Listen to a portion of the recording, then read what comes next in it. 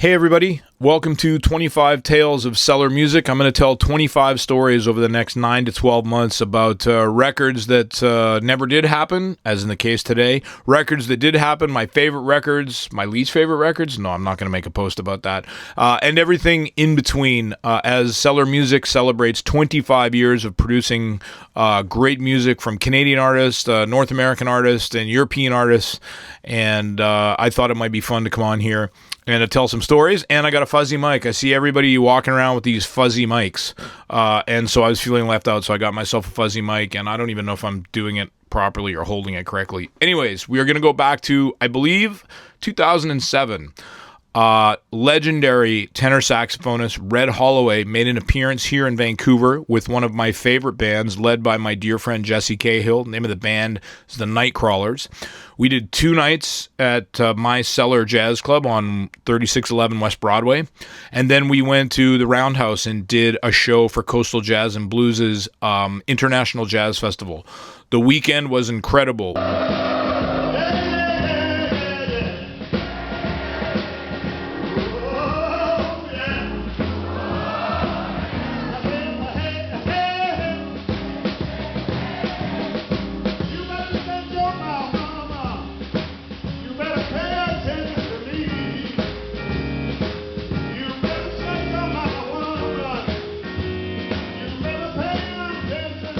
What Jesse and I didn't realize, and the rest of the band, was that Red was not a big reader of music.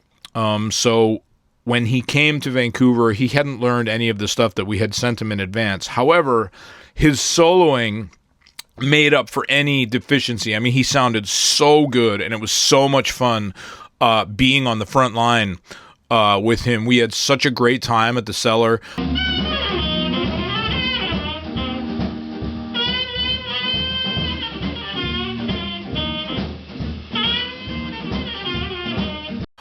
And to make it even better for me personally, I looked out into the crowd and I saw somebody that looked an awful lot like Terry Adams from NRBQ, and he is a huge hero of mine from appearances that band made on David Sanborn's Night Music, and to have him at the club, it was totally crazy.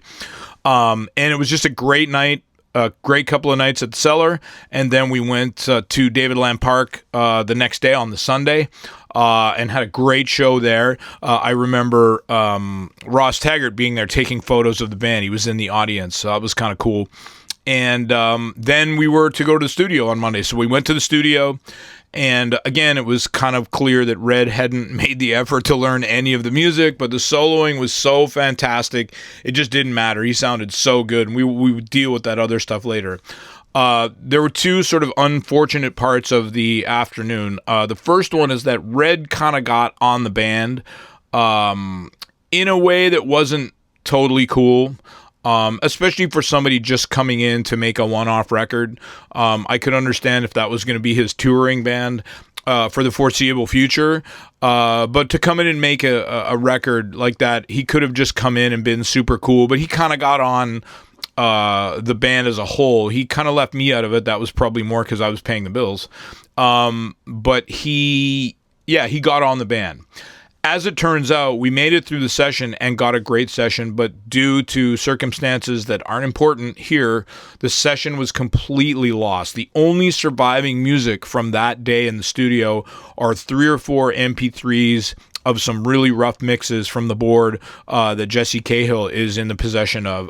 It was really sad because Red wasn't around much longer after that. It was a really good session. It was really fun, and it was a great document for the Nightcrawlers, and it just was a great document of an incredible weekend. So that's the example of a record that should have come out but didn't come out, and I'm really sad that it didn't come out.